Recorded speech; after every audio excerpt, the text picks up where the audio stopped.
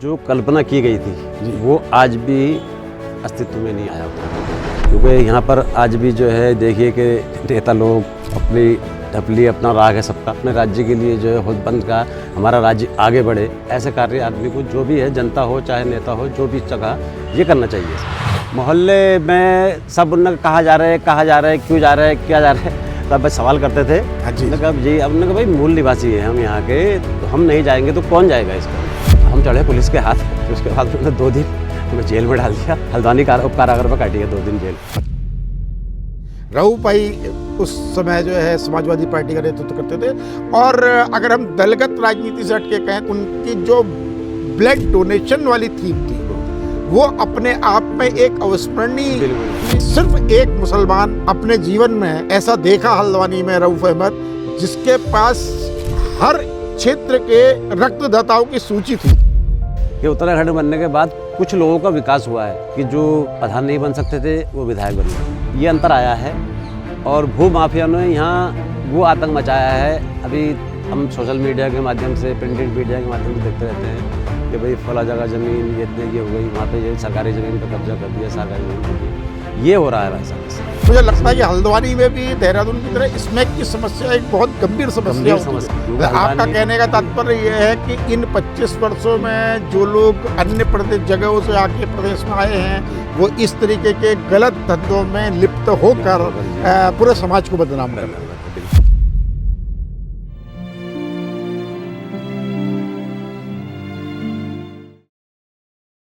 नमस्कार, इस नए शो में आपका एक बार पुनः स्वागत है। पहाड़नामा में आज हमारे अतिथि हैं भाई अतहर हुसैन।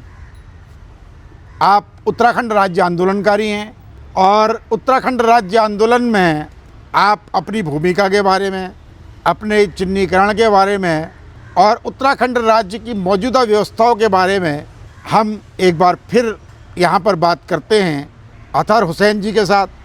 आपका हार्दिक स्वागत है इस मंच पर अतहर भाई। धन्यवाद आपका बंजी, बहुत बहुत। और आप हमारे दर्शकों को बताना चाहेंगे कि आपकी शिक्षा कहाँ से हुई, आप कैसे उत्तराखंड राज्य आंदोलन में जुड़े, आप कब से उत्तराखंड में हैं, और आपके पूर्वज लगभग अंदाजिया किस समय से उत्तराखंड के निवासी?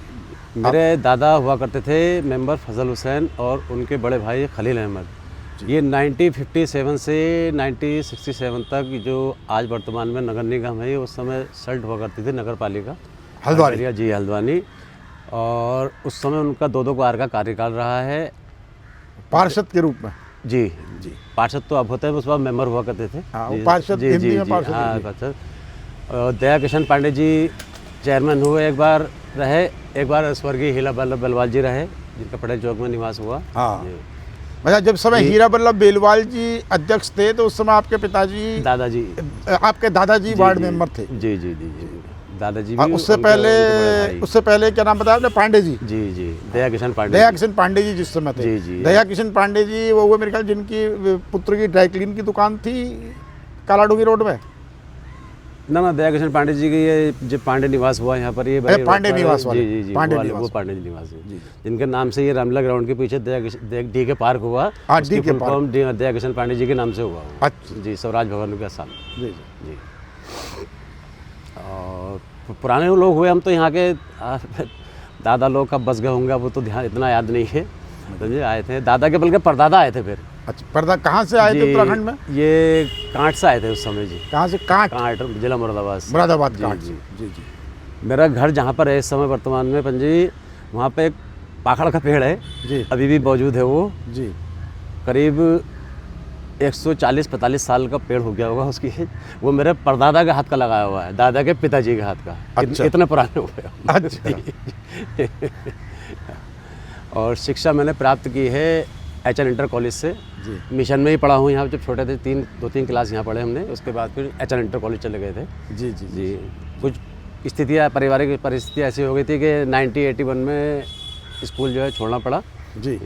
वो असल में वो अब 80 में मम्मी की डेथ हो गई थी। अच्छा अच्छा जी। तो फिर उस वजह से पापा भी वो थोड़ा ऐसा ही ना मानसिक रूप से। हाँ, तो फिर इसलिए स्कूल छोड़ना पड़ा, बाकी कोई दिक्कत नहीं थी। संपन्न परिवार था, सब ठीक था। पापा जी का मेरा अपने ट्रक हुआ करता था जी। और 1971 की मेरे पास जो जहारपुर पेट्रोल पंप है जी। उसकी बराबर पर्ची आज भी रखी है, 60 रुपये का 81 लीटर डीजल। अच्छा, ट्रक में डलवाते होंगे? ट्रक में डलवा देते जी जी। 60 रुपये का 81 लीटर डीजल, बताइए आज 1 लीटर नहीं आ रहा है जी। अब राज्य की फिर हुआ कि जब बड़े हुए, शादी हो गई, हाँ। फिर राज्य के लिए जो है उन्होंने कभी राज्य बनेगा, उत्तराखंड बनाना है, उत्तराखंड बनाना है। जगमोहन बगड़वाल, ये केदारदा हो गई, पर उन्होंने सब बड़े केदारदा बड़े हुए, हमसे परिचित हुए। फिर संघर्ष किया, 1993 से जुड़ गया था मैं इससे, आंदोलन से अच्छा जी। और 99 में जा कर के हम चढ़े पुलिस के हाथ फिर उसके बाद उन्होंने 2 दिन हमें जेल में डाल दिया। हल्द्वानी उप कारागार में काटी है 2 दिन जेल। अच्छा जी 1999 1999 में। किस उसमें आपको किन धाराओं के अंतर्गत बंदी किया गया था? ये धारा यही कि उपद्रव भी और सब जो रोड जाम जो होती है, ये सरकारी काम में बाधा डालना। और हमने किया भी था, पूरा रोड जाम किया था हमने, सारे मतलब बंद करा, दुकानें, आवागमन सारा अवरुद्ध किया था हमने। मोहन सिंह बंग्याल जी इस समय थे एसपी सिटी। उत्तराखंड की पुलिस तो बहुत नाम मात्र को थी उस समय, ज़्यादातर यूपी वाले हुआ करते थे जी जी जी जी। तो अब ठीक है, कट गए। और उस समय तो लगा कि यार जेल हो गई, वो जेल में डाल दिया, समझे। ठीक रहा उस समय। फिर भी साथ में थे सब लोग, जग्गू भाई भी, सब पन जी, पड़पन, कैलाश शाह, ललित जोशी जी हो गए जी। सब जेल साथी थे? जी जी जी। कोई आगे तो कोई 4 दिन आगे, कोई 5 दिन पीछे। किस मुद्दे को लेके हुआ था आंदोलन? ये एक उत्तराखंड राज्य बनाना है, अपना राज्य चाहिए। अच्छा, उत्तराखंड राज्य को लेके? जी, उत्तराखंड राज्य को लेकर 1999 1999। मतलब आप का कहने का तात्पर्य यह है कि उत्तराखंड राज्य आंदोलन की जो अलग 1992-93 में आरक्षण आंदोलन से शुरू हुई थी जी जी, युवाओं और छात्रों की, जी। वो आंदोलन सतत रूप से हल्द्वानी में 1999 तक चल रहा था राज्य प्राप्त कंटिन्यू चल रहा था। वो समय कर्फ्यू लग रहा था, जगह जगह सब पूरी आ गई थी। नागालैंड पुलिस भी उस समय थी, हल्द्वानी बुलाई गई। 94 की बात? जी जी वो तो 94 की बात। जी जी। मुजफ्फरनगर कांड हुआ, मुजफ्फरनगर भी 94 में हुआ था। 2 अक्टूबर 1994 को हुआ। वो बुरा किया वहाँ पर, महिलाओं के साथ भी क्या कर सकते हैं उसके अंदर। तो जैसा कि अथर भाई ने भी बताया कि 1999 में पुलिस द्वारा इनकी गिरफ्तारी की गई थी और उस गिरफ्तारी के आधार पर ही आपको जो है चिन्हित राज्य आंदोलनकारी का दर्जा प्राप्त हुआ। जी। तो साथियों, ये भी एक बड़ा देख विचारणीय और गंभीर विषय है कि अक्सर हमारे नेता, हमारे जनप्रतिनिधि सिर्फ 94 के आंदोलन की बात कहते हैं। तो अतहर भाई के चिन्हीकरण से और अतहर भाई के बयान से जहाँ एक और ये साबित होता है कि उत्तराखंड राज्य आंदोलन में सिर्फ उत्तराखंड के मूल निवासियों की भागीदारी नहीं थी, बल्कि अन्य समुदाय और अन्य जातियों के लोग भी उत्तराखंड राज्य आंदोलन में रहे। वहीं ये भी बड़ा स्पष्ट जाहिर होता है कि ये आंदोलन सिर्फ 94 तक सीमित नहीं रहा, बल्कि इस आंदोलन की लपटें 1999 तक, या बल्कि हम कहें कि वर्ष 2000 में राज्य के निर्माण तक यदा कदा दिखती रहीं। और छुटपुट प्रदर्शन, छुटपुट मांग या गिरफ्तारियां या छात्रों और युवाओं को जेल भेजने की प्रक्रिया इस आंदोलन के दौरान लगातार जारी रही। अब हम फिर आते हैं अतहर भाई की ओर। तो अतहर भाई, और आप राज्य आंदोलन से जुड़ा कोई ऐसा किस्सा हमारे साथियों तक हमारे श्रोताओं तक पहुंचाना चाहें जो कि आपको बार बार याद आता हो? जैसे जगमोहन भाई ने अभी जिक्र किया था अपने एपिसोड, जब जगमोहन हमारे साथ थे, कि जगमोहन भाई का आपने नाम लिया तो मैं इसलिए जगमोहन बगड़वाल जी का जिक्र करता हूँ कि जगमोहन बगड़वाल जी हमारे साथ जब महाविद्यालय में थे, तो वो कॉलेज में जब एंट्री हुए थे उस साल हमने मेरे नेतृत्व में एक बहुत बड़ा आंदोलन हुआ था। और जगमोहन बगड़वाल जब उप सचिव का चुनाव लड़े तो उनका चुनाव लड़ने और चुनाव जीतने का जो बेस था वो हमारे द्वारा किया गया आंदोलन ही था। तो ऐसा ही उसने, वो अक्सर मुझे इस बात को कहते हैं कि मैं अक्सर उस आंदोलन को याद करता हूँ। तो ऐसे ही कोई क्षण हो, कोई ऐसा अविस्मरणीय पल हो जिसे आप याद करना चाहें या हमारे दर्शकों तक उसको पहुँचाना चाहें? अविस्मरणीय पल तो पंजी वही हुआ कि 93 से जो आंदोलन शुरू किया, 99 तक आ गए थे। फिर उसके बाद जो है बस वही था वो कि पुलिस जो है इतनी लाठियाँ भांज रही थी सब लोगों पर, मतलब क्या बताएं, वही तो असली पल वही था हमारे लिए सर। अच्छा जी, तिकोनिया पर वहीं से हमें उठा दिया था सीधा। हाँ। जी, और अब मार तो खाई पुलिस की, सब कुछ किया, और सारे समुदाय के लोग, हर धर्म के लोग इससे जुड़े थे आंदोलन से। नहीं, मैं ये कहना चाह रहा हूँ कि उस आंदोलन 94 से लेके 99 के बीच में जी, ऐसी कोई घटना विशेष हुई हो या ऐसा कोई एक्सीडेंट हुआ हो जिसको कि आप जनता के सामने रखना चाहें? अब पंजी ऐसा तो क्या, मतलब आंदोलन ही चल रहा था केवल, बाकी मोहल्ले में सब उन्होंने कहाँ जा रहे हैं, क्यों जा रहे हैं, क्या जा रहे हैं, सब बस सवाल करते थे। हाँ जी। हमने कहा जी, अब ने कहा भाई मूल निवासी है हम यहाँ के, तो हम नहीं जाएंगे तो कौन जाएगा इसके अंदर, हम सबको जाना पड़ेगा जी। बस यही अस्पताली पल थे वहाँ के हमारे आने के। और उसके बाद जो है अपना आंदोलन में हम तो जुड़े थे सभी जगह, भिन्न भिन्न जगहों पे आंदोलन कर रहे थे। ये खटीमा में जो सलीम कुरैशी शहीद हुए हैं राज्य आंदोलन में, वो भी मेरा परिचित थे जी। रामनगर में कई लोग हैं जो संगठन से जुड़े थे, राज्य आंदोलनकारी संगठनों से।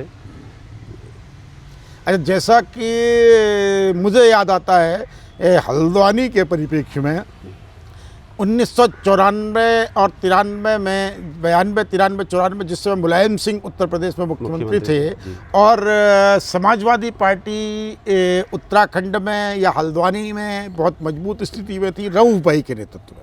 रऊफ भाई उस समय जो है समाजवादी पार्टी का नेतृत्व करते थे।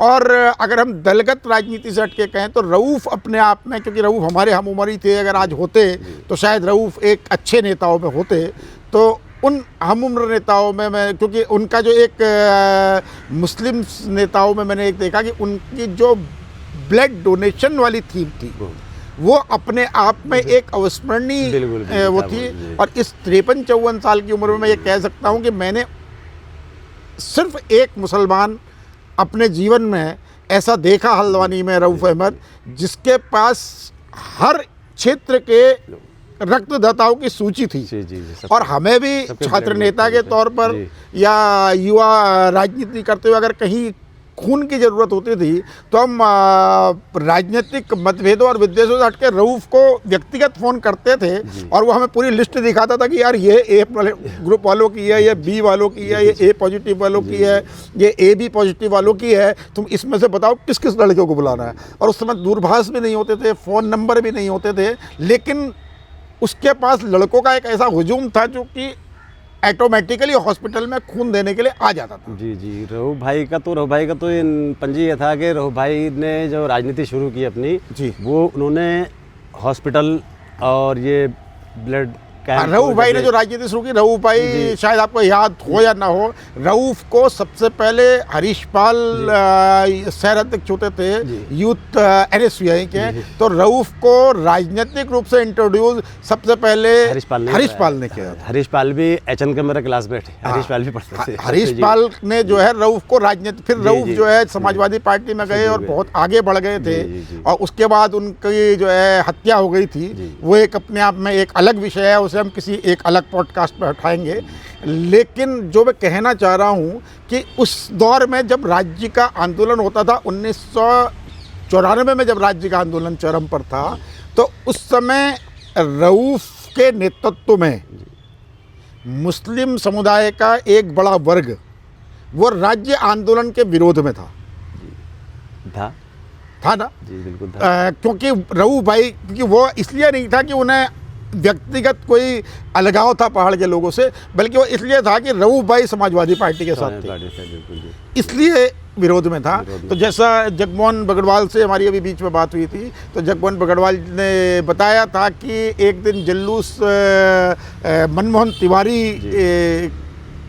का कुछ स्वागत समारोह करके ऊपर से आ रहे थे, तो जुलूस की शक्ल में हम नीचे आ रहे थे, और उधर से रऊफ भाई के नेतृत्व में एक जुलूस जो है राज्य का विरोध करने के लिए नैनीताल रोड में ऊपर थाने की ओर जा रहा था, दोनों के बीच में टकराव की स्थिति पैदा हो गई थी। हो गई थी समर्थक विरोध दोनों थे कि इसमें समर्थक भी थे और विरोध भी था। लेकिन ऐसी स्थितियों में आप राज्य आंदोलन का समर्थन करने के लिए कैसे दूसरे पाले में अपने, मतलब मेरा कहने का तात्पर्य आप समझ रहे होंगे कि आप अपने एक जातिगत समुदाय से हटकर कैसे उसका जो है आप दूसरे पाले में आ गए।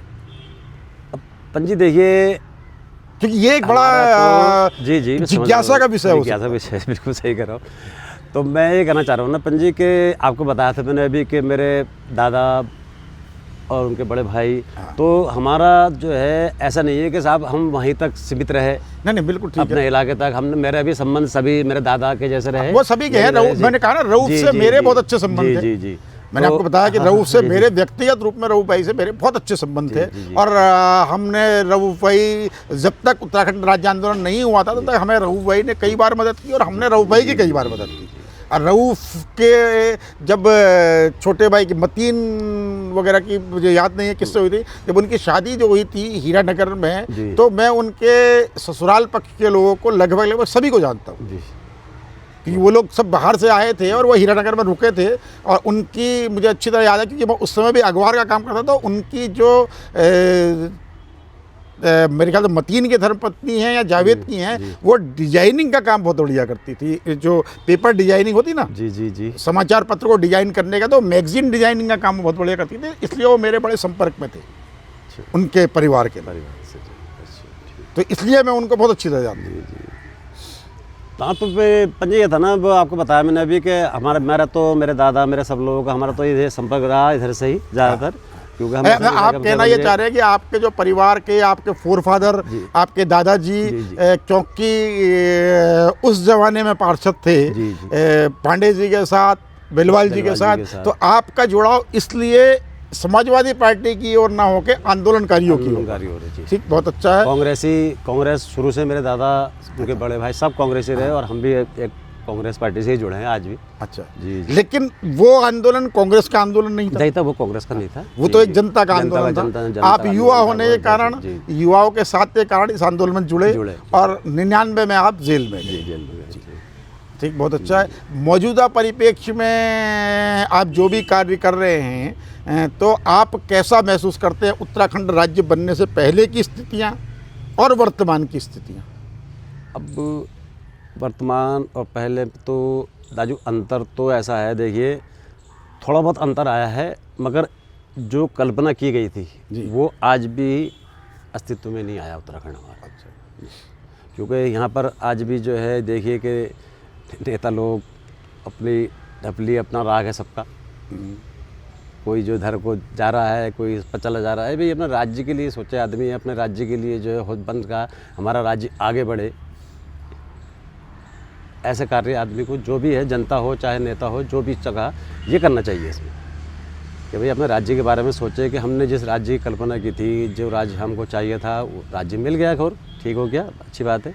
मगर वो आज भी अस्तित्व में नहीं आया जिसकी उत्तराखंड राज्य की हमने जो कल्पना की थी।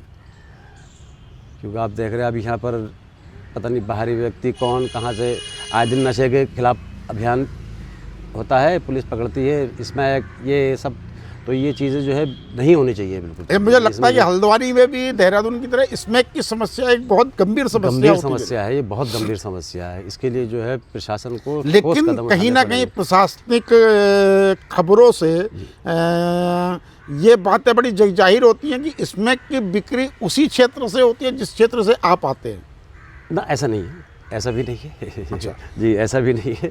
और आपने ये देखा होगा कि जो भी व्यक्ति इस काम में लिप्त होते हैं, पकड़े जाते हैं इस कार्य में, इसमें या दो और चीज़ों में, तो वो ज़्यादातर उनका आप इतिहास उठा करके देखेंगे, वो तो यहाँ के नहीं है, वो उत्तराखंड से बाहर के लोग। जी, कोई 10 साल, कोई 15 साल, कोई 20 साल से आगे बस गया हल्द्वानी में। अच्छा, क्योंकि आपका कहने का तात्पर्य ये है कि इन 25 वर्षों में जो लोग अन्य प्रदेश जगहों से आके प्रदेश में आए हैं, वो इस तरीके के गलत धंधों में लिप्त होकर पूरे समाज को बदनाम कर रहे हैं। बिल्कुल। अच्छा, मैं दूसरे पहलू पे आता हूँ, क्योंकि इस प्रदेश में एक हल्द्वानी को लेकर विशेषकर जो मुस्लिम बस्ती को रेलवे इनक्लोजमेंट के नाम पर खाली किए जाने का जी। एक बहुत बड़ा माहौल पिछले कई वर्षों से बनाया जा रहा है, तो उसे लेके आप क्या कहना चाहेंगे? देखिए, जब हम छोटे हुआ करते थे पंजी, हम तो ये गौला नदी जो है, हम इसमें नहाने भी जाया करते थे गर्मियों में। ठीक। और ये जो जगह आज पूरा बस्ती बसी है जी। ये उस समय पूरी खाली हुआ करती थी। हाँ। पूरी जगह खाली हुआ करती थी। अब लोग आते गए वहाँ बसते गए, लोग आते गए बसते गए, तो रेलवे के भी उस समय इस ओर ध्यान देना चाहिए था। हाँ। अब ऐसा नहीं है कि साहब एक पूरा जमावड़ा कहीं इकट्ठा हो गया तो आप उसके बाद फिर कार्रवाई की जाए। तो पहले से ही अगर इस चीज़ पर रेलवे कार्य करती तो आज जो है ये इतना बड़ा इशू नहीं बनता आज ये। मेरा कहने का मतलब ये है। बिल्कुल ठीक है जी। बिल्कुल मैं सहमत हूँ आपसे। जी, हमने पूरा खाली देखा है वो। हाँ। और आज जो है पूरा वहाँ पैर रखने की जगह नहीं है। हाँ बिल्कुल ठीक है। और वहाँ भी आप अगर जांच प्रशासन करे तो वहाँ भी जो है लोकल के लोग बहुत कम मिलेंगे आपको। हाँ ज़्यादातर सब बाहर के मतलब आप ये कहना चाहते हैं कि अगर एसआईआर को ठीक तरीके से किया जाए, एसआईआर माने जो वोटिंग कार्ड को की जांच का कार्य ठीक तरीके से किया जाए, तो इस बस्ती की जनसंख्या के घनत्व पर बड़ा फर्क पड़ सकता है। बिल्कुल पड़ सकता आप इसे कहना ये कहना चाह रहे बिल्कुल हैं। पड़ सकता है। चलिए, तो अगर कोई प्रशासनिक अधिकारी इस इंटरव्यू को देखे तो मैं समझता हूँ कि ये एक अच्छी सलाह है जो हुसैन साहब की ओर से आई है कि अगर वास्तविक जांच की जाए तो शायद प्रशासन को बहुत ज़्यादा सख्ती करने की ज़रूरत न पड़े। जी पड़े, बिल्कुल। धन्यवाद, आपने अच्छी एक बात बताई। और मैं आप दूसरे पहलू पे आता हूँ कि जैसा इस वक्त का दौर चला है, मुस्लिम्स को लेके एक वोटों का ध्रुवीकरण करने का प्रयास पूरे प्रदेश और देश में किया जा रहा है, तो आप इस ध्रुवीकरण को किस तरीके से देखते हैं? वैसे आपने तो स्पष्ट कह दिया कि भाई हम तो खानदानी कांग्रेस के लोग हैं, जी। लेकिन आप इस ध्रुवीकरण को किस तरीके से देखते हैं कि क्या जाति का था? क्यों अच्छा आप, क्योंकि जो आपका पूरा जीवन बीता है, आप जो नाम गिना रहे हैं उनमें आपने, हालांकि रऊफ भाई का नाम भी मैंने लिया है, आपने रऊफ का नाम भी, रऊफ भाई के साथ हम भी रहे उस समय। आपने जो है जो आप नाम गिना था, आप मैक्सिमम नाम उन लोगों के गिना रहे हैं जो कि यहाँ से हैं, तो आप इस ध्रुवीकरण को किस तरीके से देखते हैं? ये पार्टियां जो क्षेत्रीय पार्टियां हैं, क्षेत्रीय पार्टियां जो हो गई हैं, इसका अब उसमें क्या है पंजी कि क्षेत्रीय पार्टियों के साथ साथ अब उसमें जाति भी आ जाती है। हाँ।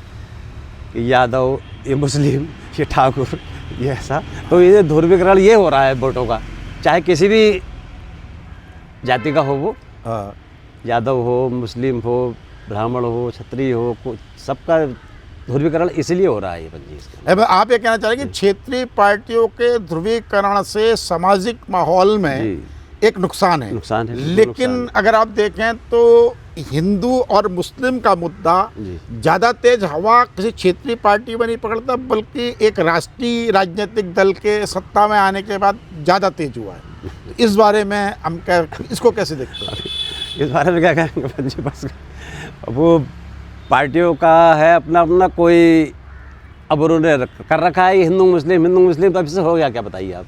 इससे कोई फ़ायदा तो कुछ होना नहीं है, बस ये है कि एक भाई को दूसरे भाई से लड़ाना। नहीं, लेकिन जैसे कि बीजेपी का अल्पसंख्यक प्रकोष्ठ है और बीजेपी के अल्पसंख्यक प्रकोष्ठ से हमारे हल्द्वानी से भी अच्छे नाम निकले हैं। मेरे ख्याल से मजर नवाब यहीं के हैं। मजर नईम नवाब यहीं के हैं। मजर नईम नवाब यहीं के हैं ना? हाँ, तो मजर नईम नवाब बीजेपी की राजनीति में प्रदेश स्तर पर बहुत आगे तक है और उन्हें दर्जा राज्य मंत्री बने और उन्हें जो है, जबकि अगर आप वोटों के परसेंटेज वोट न मिलते हुए भी भाजपा ने उन्हें बड़ा उचित सम्मान दिया। ठीक, तो आप अपने राजनीतिक कैरियर की दृष्टि से इसको कैसे देखते हैं कि अगर आपको ऐसा कोई मौका मिले तो क्या आप ऐसा कोई मौका लेना चाहेंगे? ना देखिए, आप स्वतंत्र हैं बताने के लिए, मेरी तरफ से कोई प्रेशर नहीं। प्रेशर नहीं है। हमारी तो सोच, आपको बताया कि हमारी सोच तो एक ही पार्टी की रही है। हमने दूसरी पार्टी, रघु भाई से मेरे बहुत अच्छे संबंध थे। रघु भाई के जो कैंप लगते थे ये ब्लड डोनेशन के, सब ये मैंने कई बार साथ में रहा, मैंने ब्लड भी दिया है उनके साथ। रघु भाई कहते थे अथा राजा यार समाजवादी पार्टी ज्वाइन कर ले। अभी भी उनके बड़े भाई मतीन भाई, मेरी उनसे अच्छी दुआ सलाम होती है। पड़ोसी हुए मेरे घर से, थोड़ी दूर हुआ घर उनका। अच्छा। तो कहते हैं समाजवादी पार्टी ज्वाइन कर लो। मैंने कहा नहीं भाई साहब, हमारे जो पूर्वज हमको सिखा के गए हैं, बता के गए हैं, हम तो उसी रास्ते पर चलेंगे केवल बस। अपना तो ये सोच है अच्छी। नहीं, बढ़िया है, अच्छी सोच है आपकी। और कांग्रेस पार्टी ने जो देश को दिया है सभी लोग जानते हैं, ऐसा नहीं है। जब देश आज़ाद हुआ था तो हमारे देश में उस समय क्या था? उस समय हमारे देश में कुछ नहीं था। नेहरू जी प्रथम प्रधानमंत्री बने, उन्होंने जो है उनकी सोच थी IIM, एम्स और ये रेलवे या प्लेन, उस समय सुई नहीं बनती थी हमारे देश में। कांग्रेस ने जो दिया है तो इस बात को तो आदमी कोई भी नहीं नकार सकता, किसी भी पार्टी का हो चाहे। अब आदमी कह सकता है कि भाई कांग्रेस ने कुछ नहीं किया है, जैसे आज लोग बोल देते हैं भाई कांग्रेस ने क्या किया है, कांग्रेस ने क्या किया है। कांग्रेस ने बहुत कुछ किया है इस देश के लिए। 70 साल कांग्रेस ने राज किया है, तो उन्होंने 70 सालों में बहुत कुछ किया है देश के लिए। तो कांग्रेस ने आपको कोई पद दिया हुआ है? ना कांग्रेस में पद, मेरा राजनीति से वैसा कोई नहीं है कि मैं पार्टी से जुड़ा हुआ व्यक्ति हूँ, मगर कभी मेरी इच्छा नहीं हुई। मेरे दादा सक्रिय राजनीति में हूँ, मेरे दादा कभी पदाधिकारी नहीं रहे। कहाँ उन्होंने कभी कोई कांग्रेस तो का क्या पद नहीं भविष्य में आप उत्तराखंड के मुद्दों को लेकर कोई चुनाव लड़ने का मन रखते हैं? चुनाव का तो मन नहीं है मेरा, देखिए। अच्छा जी, नहीं, चुनाव तो नहीं लड़ सकता मैं। जी, मन नहीं है कहीं से कहीं तक। बस ये है कि हम जितना हो सकता है कि उत्तराखंड के लिए जो है जुड़े, मतलब अच्छे कार्य करें और लोगों से कहें कि भाई अपने प्रदेश को ऐसा समग्र प्रदेश बनाएं कि लोग इसकी मिसाल दे के भाई एक प्रदेश हमारे देश में ऐसा भी है उत्तराखंड कि जहाँ पर ऐसी व्यवस्थाएँ हैं सारी। अच्छी सोच है। मैं आपसे अब आखिरी में थोड़ा सा ये पूछना चाहूँगा कि इन 25 वर्षों में जी, क्योंकि आप यहाँ छात्र रहे हैं, आपके फोरफादर यहाँ नगर पालिका की राजनीति में जनता द्वारा चुने गए सभासद रहे हैं, तो आप इस क्षेत्र के प्रति एक आस्था और एक सम्मान रखते हैं। आपने कहा कि आप उत्तराखंड को एक अग्रणी राज्य के रूप में देखना चाहते हैं। तो इन 25 वर्षों में आपने क्या बदलाव महसूस किया है? बदलाव महसूस के 2000 से लेकर 2025 के बीच राज्य बन गया, ठीक हो गया, उत्तराखंड अस्तित्व में आ गया हमारा। बदलाव यही हुआ है कि नेताओं के लोगों की जो अभी बीच में एक प्रोग्राम हुआ था, वहाँ पर ये प्रोग्राम क्या था, ये विधानसभा में बात उठी थी। हाँ, तो ये माननीय हरीश धामी जी विधायक हैं धारचूला से, उन्होंने एक बात कही थी कि उत्तराखंड बनने के बाद कुछ लोगों का विकास हुआ है कि जो प्रधान नहीं बन सकते थे वो विधायक बन गए। जी ये अंतर आया है। और भू माफिया ने यहाँ वो आतंक मचाया है। अभी हम सोशल मीडिया के माध्यम से, प्रिंटेड मीडिया के माध्यम से देखते रहते हैं कि भाई फला जगह ज़मीन ये इतने की हो गई, वहाँ पे ये सरकारी ज़मीन पे कब्जा कर दिया, सरकारी ज़मीन पे दिए। ये हो रहा है भाई साहब इस समय यहाँ पे, और हम चाहते हैं कि ये न हो। सारा इसमें सख्ती से कार्रवाई होनी चाहिए। दोषी चाहे कोई भी हो, उसको सख्त से सख्त सजा मिलनी चाहिए। तो आप इस ज़मीनों के कब्जे को किस तरीके से देखते हैं? इनके पीछे कौन लोग जिम्मेदार लगते हैं आपको?